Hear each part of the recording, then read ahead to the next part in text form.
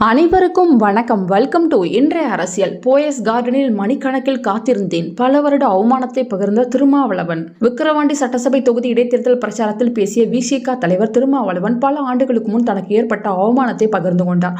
போயஸ் கார்டனில் மணிக்கணக்கில் காத்திருந்தேன். என்னை சந்திப்பதற்கு கூட ஜெயலலிதா விரும்பவில்லை என்று கூறிய திருமாவளவன் அப்போது என்ன நடந்தது என்பதை விவரித்தார். 1989 தலித் பாந்தர் அமைப்பில் மாநில அமைப்பாளராக இருந்த திருமாவளவன் 1991 இந்த அமைப்பை விடுதலை சிறுத்தைகள் கட்சி என்று மாற்றினார். தேர்தல் அரசியலில் ஈடுபடாமல் இருந்து வந்த திருமாவளவன் 1999 மக்களவைத் தேர்தலில் ஜி.கே. மூப்பனார் அழைப்பை ஏற்று முதலாக தமாகவுடன் கூட்டணி அமைத்தார்.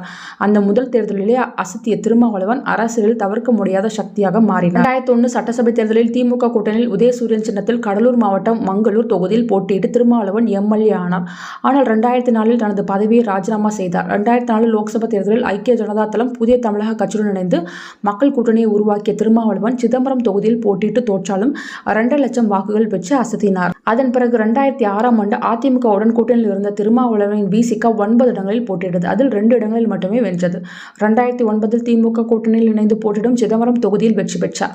2011 இதிலுமே திருமாவளவன் விசிக வெற்றி பெறவில்லை. 2014 மற்றும் 2016 எதிலும் வெற்றி பெறவில்லை. அதன் பிறகு 2019 லோக்சபா தேர்தல் முதல் திமுகவுடன் கூட்டணியில் இருக்கும் விடுதலை சிறுத்தை கட்சி தலைவர் தொல் திருமாவளவன் தொடர்ந்து 2வது முறையாக சிதம்பரம் தொகுதி எம்பியாக உள்ளார்.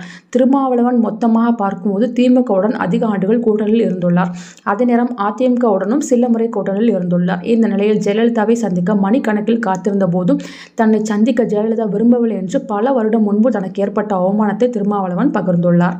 விழுப்புரம் மாவட்டம் விக்கிரவாண்டி சட்டசபை தொகுதி இடைத்தேர்தலில் போட்டியிடும் திமுக வேட்பாளர் அன்னியூர் சிவாவை ஆதரித்து நீமூர் பகுதியில் பிரச்சாரத்தை விசிக தலைவர் திருமாவளவன் அப்போது பேசிய அவர், கண்ணை கட்டி காட்டிலே விட்டது போல் அரசியல் களத்தில் நான் நின்று கொண்டிருந்த போது தூக்கி நிறுத்தியவர் கலைஞர். அதிமுக அப்போது என்னை கண்டுகொள்ளவில்லை.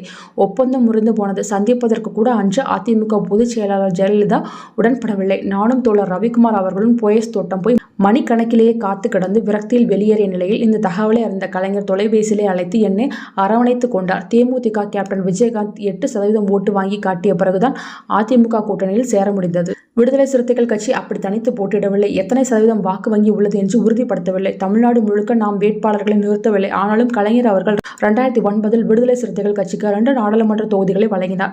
இது எல்லாம் ஒரு சாதாரணமான முடிவு அல்ல. இது எல்லாம் வேற எந்த அரசியல் கட்சிக்கும் கிடைக்கிற வாய்ப்பு கிடையாது.